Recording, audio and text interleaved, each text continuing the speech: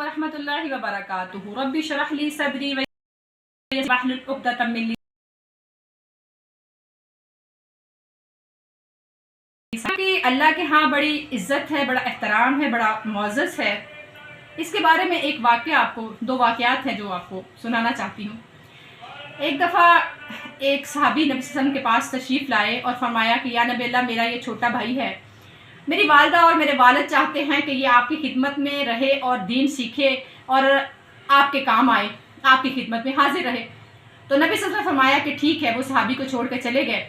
کچھ عرصے بعد واپس آئے اور فرمایا یا نبی اللہ، جب سے یہ آپ کے پاس ڈالا، یہ جب گھر جاتا ہے نا تو فوراً کہتا ہے کہ میں نے نبی صلی اللہ علیہ وسلم کے پاس واپس جانا ہے، یہ ہمارا کوئی کام بھی نہیں کرتا، تو آپ اسے سمجھائیں۔ تو نبی صلی اللہ علیہ وسلم نے چھوٹے صحابی کو بلایا اور فرمایا کہ آپ ان کے کام بھی آیا کرو، ان کے کام بھی کوئی ہو تو کر دیا کرو۔ تو وہ صحابی بڑے جو تھے وہ چھوٹے صحابی کو لے کر گھر آنے لگے۔ ابھی وہ کچھ دور نکلے تھے کہ نبی صلی اللہ علیہ وسلم نے جو صحابی پاس بیٹھے تھے ان سے کہا کہ جا کے ان دونوں صحابہ کرام کو بلا کے لاؤ۔ تو ان کو جب بلایا گیا تو فرمایا کہ جبرائیل علیہ السلام ابھی میرے پاس آ کر بیٹھے ہیں اور اللہ نے ان کو بھیجا ہے ایمرجنسی طور پہ، اور اللہ فرما رہا ہے کہ ان کو بتا دیجئے کہ ان کے گھر کا جو رزق ہے وہ یہ چھوٹا بچہ جو دین حاصل کر رہا ہے، یہ چھوٹے صحابی جو دین حاصل کرتے ہیں، اس کی وہی چھوڑ کے چلے گئے۔ تو جب ایک بچہ ہم اپنا دین کے لیے وقف کر دیتے ہیں تو اس گھر کے رزق کی ذمہ داری اللہ کی، اللہ برکت والے رزق سے نواز دیتا ہے۔ تو اس لیے ہمیں چاہیے کہ کم سے کم ہمارے اللہ نے بیٹے اور بیٹیوں سے نوازا ہے تو ہمیں ان کو دین کی تعلیم بھی دلوانی چاہیے۔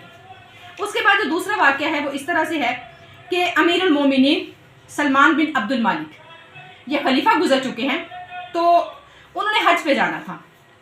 تو حج کے مناسک ہوتے، نبی صلی اللہ علیہ وسلم نے فرمایا کہ جب بھی حج کا ارادہ کرے تو وہ حج کے مناسک کو سیکھ کے جائے۔ یہاں تو ہم ایسے کرتے ہیں کہ حج کے مناسک کو زیادہ ہم نہیں سیکھ پاتے، لیکن سیکھ کے جانا چاہیے تاکہ ہم یہ بہت بڑا فریضہ ہے تو اس کو اچھے طریقے سے انجام دیا جا سکے۔ تو وہ جو سلمان بن عبد الملک تھے وہ گئے حج کے مناسک سیکھنے کے لیے۔ تو اس دور کے جو عالم تھے وہ تھے حضرت عطا بن رباح، نماز پڑھ رہے تھے شاید ظہر کی۔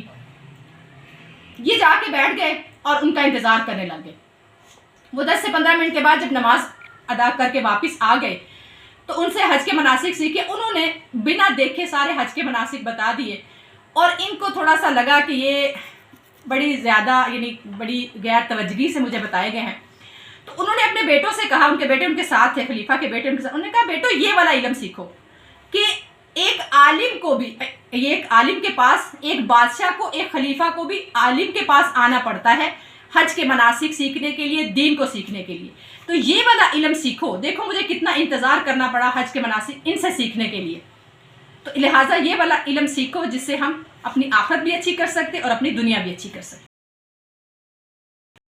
ٹھیک ہے۔